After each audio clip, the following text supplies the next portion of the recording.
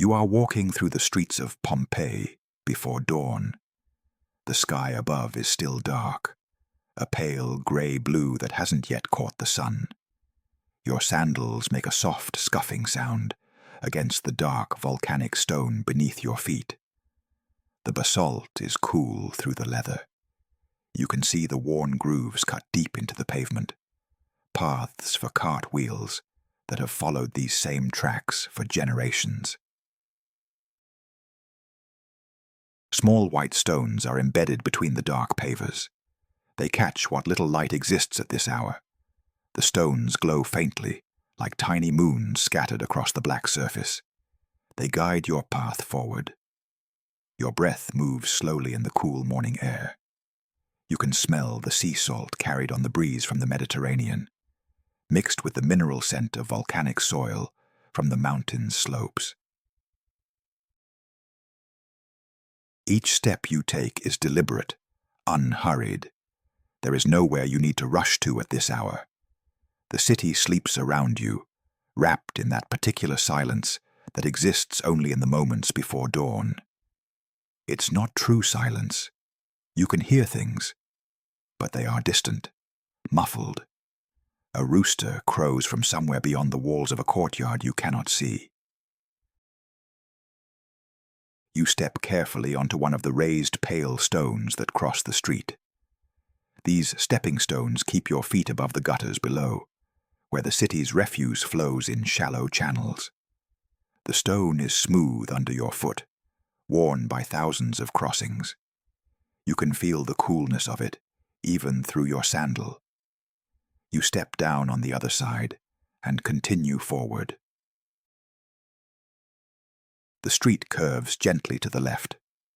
The buildings on either side are close, their walls painted white but appearing grey in this pre-dawn light. Some of the plaster is cracked. Some of it is stained with soot near doorways, where torches have burned through countless nights. You pass a closed wooden door, then another. The city is sealed against the night, waiting for the sun. A dog barks once.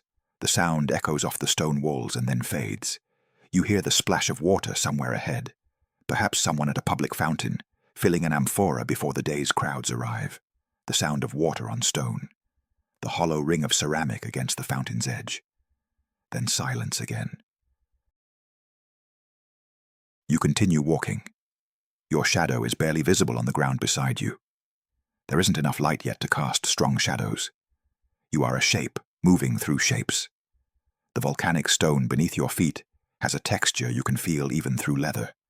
Rough, pitted, ancient. This stone came from the mountain, from Vesuvius. It was born in fire, and now it paves the streets where you walk. The air is cool against your face. Not cold, just cool. The kind of temperature that makes you aware of your skin. You can feel it on your arms, on your neck, on your cheeks. It will be warm later. The sun will see to that. But now, in this moment before dawn, the air holds the chill of night. Ahead of you, something changes. You can sense it before you can name it. A warmth in the air. A smell carried on the breeze. And then you know what it is. Bread. Fresh bread, baking in wood-fired ovens. The scent is sweet and wheaten, carried on the smoke of burning vinewood. You walk toward that smell. It grows stronger with each step, sweeter, warmer. You can smell the yeast now, that living, fermented scent that speaks of dough rising and flour transforming. Beneath it, there's something else. The smoke. Not harsh or bitter. It's aromatic, slightly sweet. The smell of grapevine wood burning, releasing its fruity, resinous essence into the air. Warm, amber light spills from a doorway ahead. It flickers and dances against the whitewashed plaster walls. The light is alive, moving. You can see it painting the street with gold and orange, pushing back the grey-blue darkness. You move toward it, drawn not just by the light, but by everything it promises. warmth, safety, the end of your journey. You reach the entrance to the bakery. The building is low and solid, its walls painted white but darkened at the edges with years of soot. You can see the marks of smoke above the doorway, staining the plaster in grey-black streaks. You pause at the threshold. The heat reaches out to meet you. After the cool pre-dawn air, it's almost shocking, almost too much, but not quite. You duck slightly as you pass through the doorway. The frame is low, built for people smaller than you, or perhaps just built practically, without wasting space or materials. The warmth hits you fully now. It wraps around you like a thick blanket. Your skin prickles with the sudden change. You can feel your pores opening, your body responding to the heat. Inside, the floor is made of terracotta tiles. They're warm beneath your feet, baked to shades of ochre and burnt sienna and ruddy clay. The colors shift from red to yellow in the flickering light. Some tiles are darker, some are lighter. Each one is slightly different, depending on where it sat in the kiln when it was fired. You can feel the warmth rising up through your sandals now. An oil lamp burns on a shelf nearby. The flame is small and amber yellow, fueled by olive oil. You can smell it. That grassy, fruity scent mixing with the smoke and the bread. The lamp sits in a bronze vessel, darkened with age and use. The flame dances gently, responding to currents of air you cannot feel. It casts moving shadows across the whitewashed wall behind it. The walls around you are white, or were white once. They've been painted many times, you can tell, layer upon layer of lime wash, but the soot always returns. You can see it in the corners, near the ceiling. Black and grey stains that no amount of whitewash can fully cover. The walls have absorbed years of smoke from the ovens. From somewhere deeper in the building, you hear sound. A rhythmic scraping, stone against stone. It's steady, hypnotic. The millstones are already turning, driven by a blindfolded donkey walking its endless circle. The sound is distant but clear. Scrape and grind, scrape and grind. A rhythm that never changes, never stops. Beneath that grinding, you hear other sounds. The animal's hooves on the floor. A soft clop, clop, clop that matches the turning of the stone. The creak of the wooden harness. The occasional shuffle as the donkey adjusts its path. Someone shouts an order in the distance. The words are muffled by the thick walls, but you can hear the authority in the voice. A command given, expected to be obeyed. You move deeper into the bakery, away from the entrance, toward the source of the heat. The terracotta tiles are warmer here. You can feel it through your sandals. The air itself seems thicker, heavier, rich with smoke and flour dust and the smell of baking bread. You pass a doorway that leads to the mill room. You don't look in. You know what's there. The cramped space, the windowless walls, the animals walking their circles. You keep moving. Ahead, you can see the oven room. The heat intensifies with each step. It's like walking toward the sun. The air shimmers slightly. Your skin is warm now, not just from the ambient heat, but from the radiant heat of the oven itself. You can feel it on your face, on your arms, a deep, penetrating warmth that reaches into your muscles. You enter the oven room. The space is large, larger than you expected. The ceiling is high, disappearing into darkness above. You can see smoke rising toward vents you cannot quite make out. The smoke moves in slow currents, drifting and swirling in the heat. The walls are heavily stained, black near the oven, gray further away, white only in the corners where the smoke doesn't reach. The oven dominates the room. It's a large domed structure, beehive-shaped, built from brick and clay. The mouth of the oven is an arched opening, about as wide as your shoulders. Inside, you can see the fire. Orange, red, yellow. The flames dance and flicker. Fine wood logs burn in a carefully arranged pattern. You can see the shape of the wood beneath the flames, the way the logs support each other. The fire crackles and hisses. You hear the pop of a sap pocket bursting, the sharp crack of wood splitting in the heat, the settling of burning logs as they collapse into coals, the whoosh of flames pulling air through the flue above. It's a living sound, constantly changing, never the same from one moment to the next, but somehow always familiar. The sound of fire being fire. The heat from the oven is intense this close. You can feel it on your skin like a physical pressure. Your face is flushed. Your arms are warm. If you stood here too long, it would become uncomfortable. But for now, it's perfect. It's exactly what your body needed after the cool walk through the streets. You stand for a moment, just feeling it, just letting the warmth soak into you. Near the oven, there's a long wooden paddle propped against the wall. Its handle is worn smooth from use. The blade is darkened with scorch marks. This is what carries the bread into the oven's mouth, what slides the loaves onto the hot floor inside, what pulls them out again when they're done. A simple tool, but essential. On a workbench beside the paddle, you see them, the loaves, round and flat, about as wide as a dinner plate. Each one is marked with a stamp pressed into the dough. You can see the pattern clearly.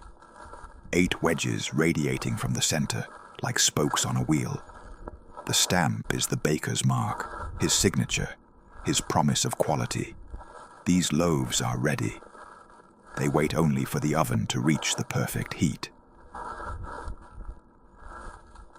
You reach out and touch one of the loaves. The dough is cool beneath your fingertips, slightly tacky. You can feel the texture of the flour on the surface, the raised edges of the stamp pattern. This bread will feed families today. It will be broken into wedges and shared, dipped in oil, sopped in wine, eaten with olives and cheese. But that is later. That is after it bakes, after it transforms from pale dough into golden crust. You turn away from the workbench, away from the oven. The room feels cooler already, just by turning your back to the fire. You can still hear it crackling behind you, can still feel the heat on your back. But it's less intense now, more comfortable. You move toward a doorway in the far wall, a doorway that leads away from the workspaces, toward the private quarters. The millstone continues its grinding rhythm in the distance. Scrape and turn. Scrape and turn. The sound follows you as you walk. It's everywhere in this building, in the walls, in the floors, a constant presence, the heartbeat of the bakery. But you're used to it now. It doesn't disturb you. If anything, it comforts you. It means work is being done. Bread is being made. The world is as it should be. You pass through the doorway into a narrow corridor. The walls here are closer together. The ceiling is lower. This is the private space, the living quarters. Away from the customers, away from the commerce. This is home. The corridor is dim. There's a small oil lamp burning in a niche in the wall. Its flame is tiny, just enough light to see by, just enough to keep the darkness from being complete. Your fingers trail along the wall as you walk. The plaster is cool and slightly rough. You can feel the texture of it, the small imperfections, a crack here, a bump there, familiar marks. You've walked this corridor hundreds of times, in darkness, in light. You could find your way with your eyes closed, your feet know where to step, your hands know where to reach. At the end of the corridor, there's a door, not a grand door, not decorative, just a simple wooden door, darkened with age, hanging on iron hinges. You push it open gently. It swings without sound. The hinges have been oiled recently. You step through and the door closes behind you with a soft click. The latch settling into place. A final sound, a punctuation mark. You are here now. You have arrived. The room is small, simple. The walls are whitewashed plaster, cleaner here than in the workspaces. There's a small window high up on one wall. It's still dark outside, the gray-blue of pre-dawn. But you can see the faintest lightning at the edges. The sun is coming. Not yet, but soon. You watch the window for a moment. Then you turn away. A narrow sleeping couch is built into one wall. It's a permanent fixture, stone or brick covered with plaster. Wide enough for one person, maybe two if they don't mind being close. The couch is covered with blankets. Wool blankets in deep earth tones, brown, gray, undyed natural colors. They're folded and layered, ready for sleep. On a small wooden table beside the couch, an oil lamp burns. This one is bronze, nicer than the working lamps in the bakery. Perhaps inherited, perhaps a gift. The vessel is rounded and smooth, with a single spout for the wick. The flame inside is steady and small. It casts a pool of amber gold light across the table and the wall behind it. You can still smell the bread from the oven room. Fainter now, but present. It mingles with the olive oil from the lamp, with the wool from the blankets, with the faint mineral smell of the plaster walls. These are the smells of this space, the smells of home. Comforting, familiar, safe. You sit on the edge of the sleeping couch. The wool blanket is rough under your palms. You can feel the texture of it, the individual fibers. It's warm where it's been folded. Room temperature, but it will warm quickly once you're beneath it. Wool holds heat, traps it, keeps it close to your body. You press your palms down slightly. The blanket compresses and then springs back. The millstone is quieter here, more distant, but you can still hear it if you listen. That steady scrape and grind. Scrape and grind.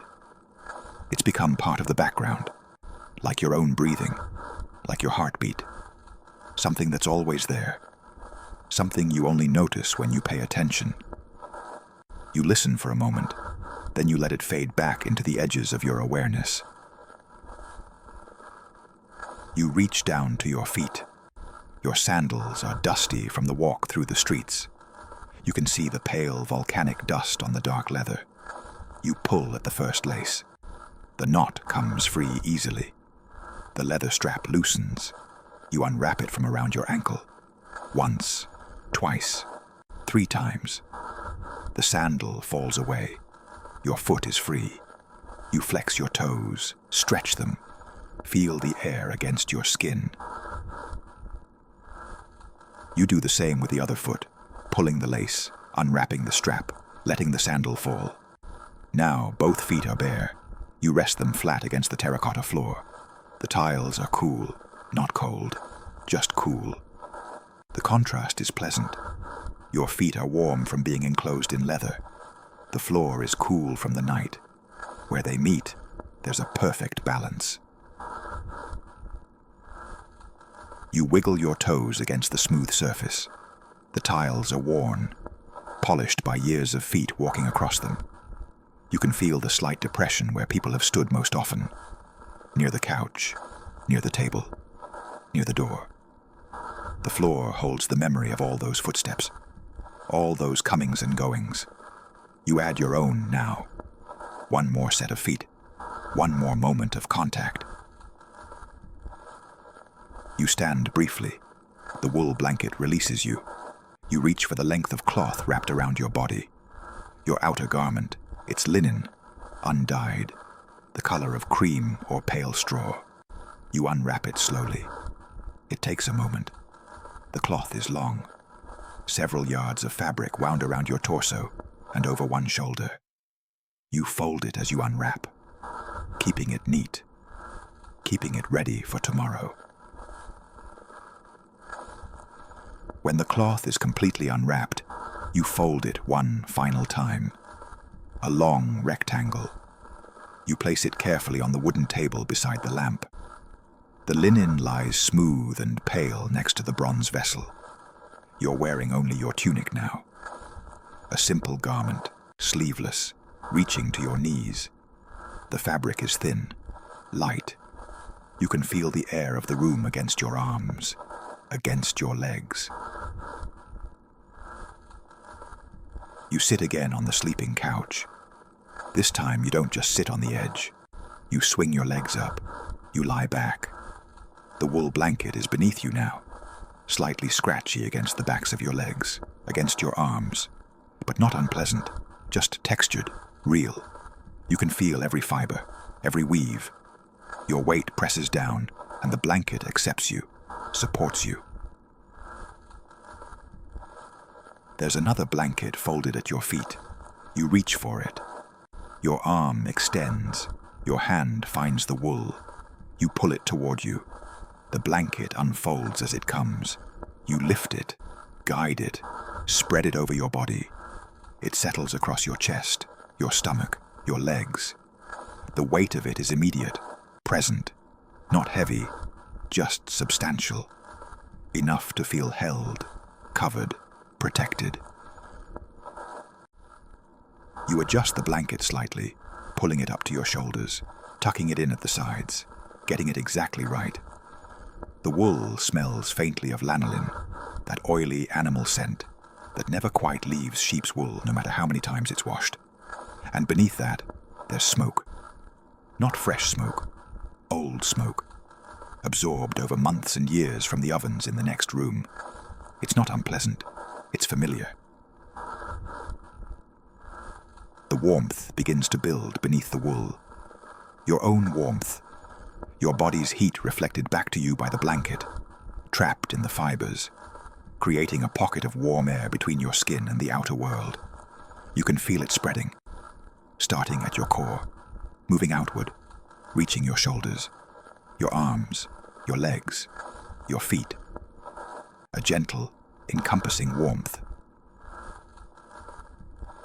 From where you lie, you can see the ceiling. It's dim up there. The lamplight doesn't reach it fully. You can just make out the beams. Dark wood spanning from wall to wall. They're old, smoke darkened.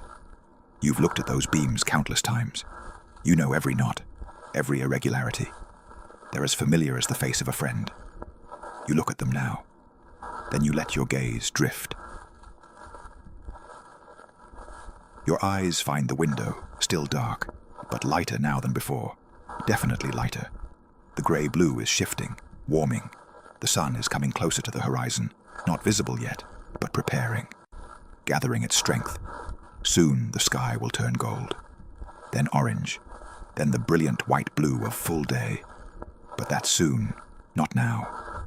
Now is still the time of darkness, the time of rest. You turn your head on the pillow. It's not much of a pillow, just a thin cushion stuffed with wool or straw, covered in rough linen, but it's enough. Your cheek presses against the fabric.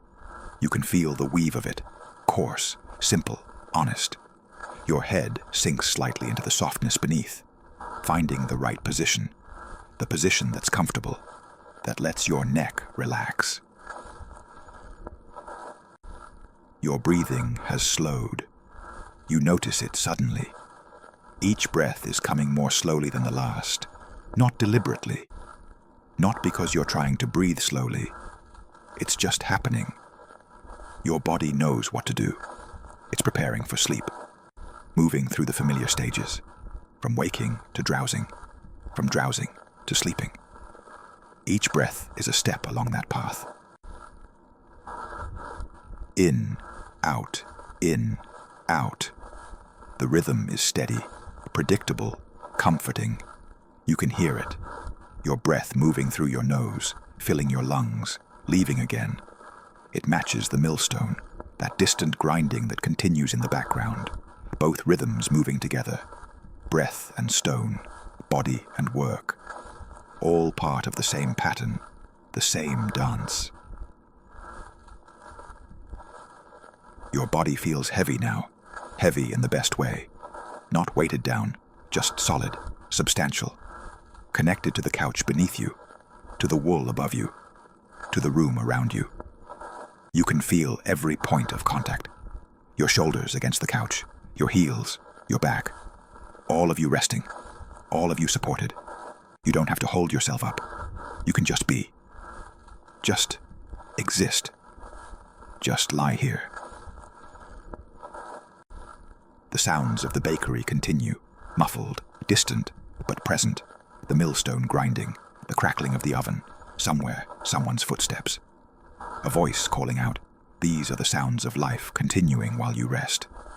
They're proof that you're safe, that you don't have to be alert, don't have to be ready. Others are working, others are watching. You can let go.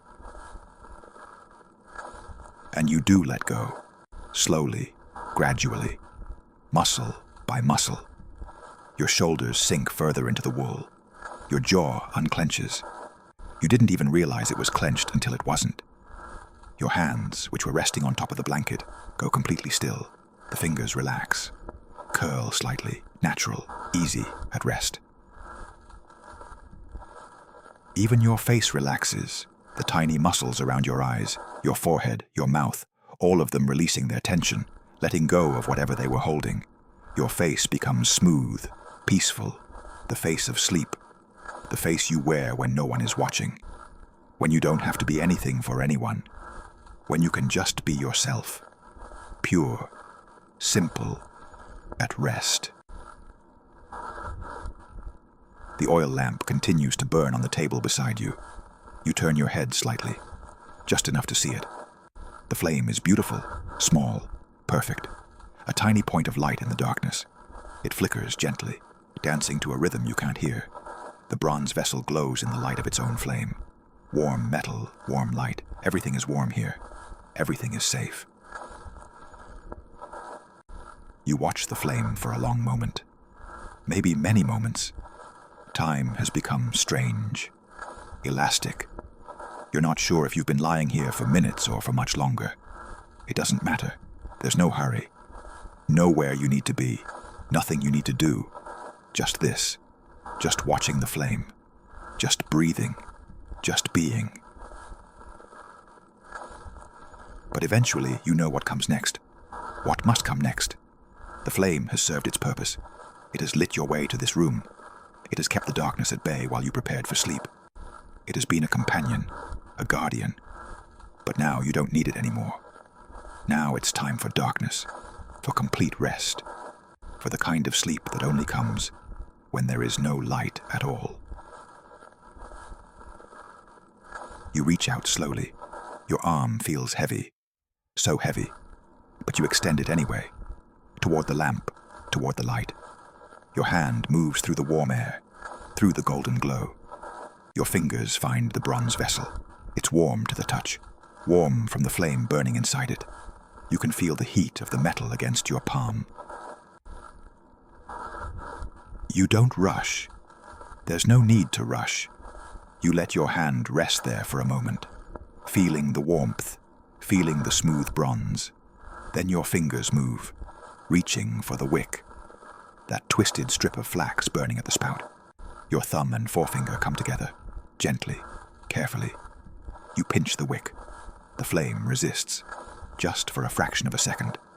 A tiny flicker, a last flare of light, and then it's gone.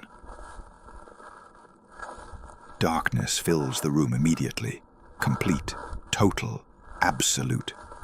The kind of darkness that only exists when there are no electric lights waiting to glow. No screens, no street lamps, no ambient light from anywhere, just pure, perfect blackness. The darkness of the ancient world, the darkness that humans lived in for thousands of years before electricity, the darkness that is natural, that is right, that is safe. Your eyes are open. You think they're open. It's hard to tell. In this darkness, there's no difference between open eyes and closed eyes. Either way, you see nothing. Just blackness, deep, velvety, soft. It's not frightening, not threatening. It's comforting, like being wrapped in another blanket, a blanket of night, a blanket of rest. You close your eyes, or perhaps they were already closed. You can't be sure. It doesn't matter. Closed or open, the darkness is the same. The blackness is the same. And in that blackness, there is peace. There is safety. There is the promise of sleep. Deep sleep. The kind of sleep that heals, that restores, that prepares you for the day to come. The sounds continue. The millstone grinding. Scrape and turn. Scrape and turn. But it's even more distant now, more dreamlike, as if it's coming from another world, another time. It's there, but it's not there. You can hear it if you listen, but you don't need to listen. You can let it fade. Let it become part of the darkness, part of the peace, part of the rest. Your heartbeat is slow now. Steady. You can feel it in your chest. A gentle pulse, a quiet rhythm. It matches your breathing, both moving together. Breath and heartbeat. The most basic rhythms of life. The rhythms that continue whether you're aware of them or not. The rhythms that will carry you through the night, through the sleep, through the darkness and into the dawn. The wool blanket above you holds your warmth close. The wool beneath you supports your weight. The walls around you stand solid and strong. The door is latched. The window is sealed. You are enclosed, protected, hidden from the world in this small, dark, warm space. Nothing can reach you here. Nothing can disturb you. You are safe. The smell of bread is still there. Faint now. More memory than scent. Sweet wheaten warmth. Vine wood smoke. Olive oil. Wool. Plaster. All the smells of this place layered together, creating something unique, something that exists nowhere else in the world. The smell of home. The smell of safety. The smell of rest. Your thoughts are slowing down, like the millstone at the end of its work, like embers cooling in the oven. Each thought arrives more slowly than the last, and each one matters less. They drift through your mind like smoke through the bakery, present, but insubstantial, impossible to hold, impossible to follow. They come, they go, and you let them. There is nothing left to do, nothing left to think about, nothing left to worry over or plan for or remember. There is only this moment, this darkness, this warmth, this perfect, peaceful rest. Your body knows this. Your body has been waiting for this. Now it can finally have what it needs. Now it can finally let go completely. And so you do. You let go. You release your hold on waking, on consciousness, on awareness. You allow yourself to sink deeper, further, down into the wool, down into the darkness, down into the place where sleep lives, the place you visit every night, the place that's always waiting, always ready, always welcoming. Outside, the sky is lightening. The gray-blue is turning to gold at the edges. Soon the sun will break over Mount Vesuvius. Soon the streets will fill with people. Soon the bread will come out of the oven, golden and perfect. Soon the day will begin. But that is outside. That is later. That is tomorrow. None of it matters now. Now there is only darkness, only warmth, only the steady rhythm of breath and heartbeat, only the sensation of sinking deeper and deeper into rest, into sleep, into the place where the body heals and the mind quiets and all the noise of the world fades away into nothing. You are safe here, in this room, in this bakery, in this city, in this moment before everything changes, before the mountain wakes, before the world turns. But you don't know that. You don't need to know that. All you know is this warmth, this darkness, this peace. And you are sleeping now, deeply, completely. Your breathing is slow and even. Your heartbeat is calm. Your body is still. Your mind is quiet. There is no dream, no thought, no awareness, just sleep. Pure, perfect, complete. The bakery continues its work. The millstone turns. The oven glows. The bread bakes. Life goes on. But you are separate from it now. You are in another place. The place of rest. The place of sleep. The place where nothing can reach you. And there you remain. In the darkness. In the warmth. In the perfect, peaceful silence of sleep.